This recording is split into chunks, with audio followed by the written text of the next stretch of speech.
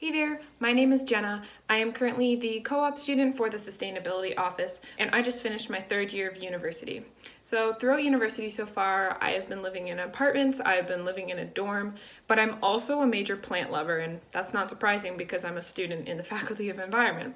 And not only that, I am really passionate about sustainable food systems, and so I love to grow my own food or my own herbs, veggies, fruits, things like that. But living in an apartment, it can be really challenging to figure out how you can grow your own food with limited space, and especially if you have roommates that you need to share your space with, or if your windows don't face great lighting, it can be really challenging. If you are passionate about plants or you just want to be growing your own food, because let's face it, food can be really expensive, especially fresh produce and herbs and things like that. So I'm going to be showing you a few of the plants that I am growing right now within my small apartment, and I have a lot of plants to say the least, but it just goes to show that it is really easy to be growing plants as a student, and all you need is just a little bit of space, a little bit of sunlight, and proper attention for the plants. So let's get started. First, here's my hydroponic herb grower. You can grow also fruits and veggies in it, but you don't even need to have it in a window because it comes with a light that you can actually grow your veggies under, and then you can transplant them later. So here I have some cilantro that I've only been growing for about a month or so. Here I have a potted basil I bought only for a few dollars at a local grocery store, and it provides me with fresh herbs anytime I need and grows super fast, and again, it doesn't need that much sunlight. In my larger window, I have my sun-dependent plants, so I have things like oregano, I have some tomatoes, just making sure that these plants get the most sunlight. To take care of these plants, all you really have to do after potting them into a fairly larger pot is just water them. I don't put any fertilizers, any synthetic materials in them. I just water them, and if they do need some extra nutrients, I'll put eggshells or coffee beans or things like that. As you can see here, taking care of them is super simple. I water them 1 or 2 times a week, depending on how dry the soil looks.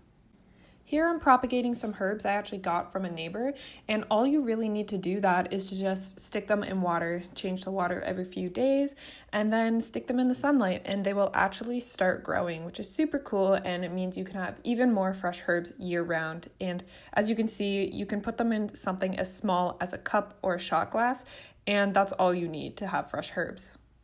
Now, if you don't have a large window like this, I'm really lucky in this apartment that we have that large window, but if you don't and you do have access to an outdoor space, you can set your plants outside for so many hours of the day. So our front porch gets a lot of sunlight in the morning, and I like to bring some of my plants, like my kale and my cherry tomato plant, outside for the morning, and then I bring them in the afternoon. My neighbor is also super amazing and gave me 6 other plants, including cucumber, some herbs. As they grow bigger, I'll just transplant them by putting them in a larger pot, adding more soil, and watering them as I usually would. I wouldn't recommend leaving your plants outside overnight unless you have a protective barrier, because squirrels and other animals might get into them, or if there's a really bad thunderstorm, they might drown. So I hope you enjoyed seeing all my little plants and hearing my tips and tricks for how to grow your own plants in a small area. As you can see, I have a lot of plants, and I actually didn't even show you them all because I have a lot of plants that aren't food-based as well, but those were just my food-based ones. And all you really need are some pots, soil, and water. You don't need to get fertilizers. You can use your own food products actually to make fertilizer, like coffee grinds and eggshells and other things, which I'll talk about in the next mini video that I make.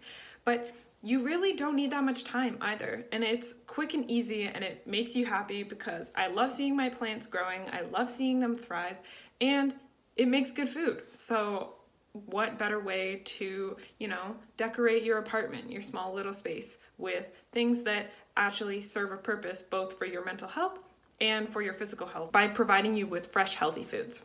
I hope you enjoyed this mini video on how to promote sustainable food systems in your own life and how to create your own little food garden within your house. Thanks for watching, and I will see you in the next video.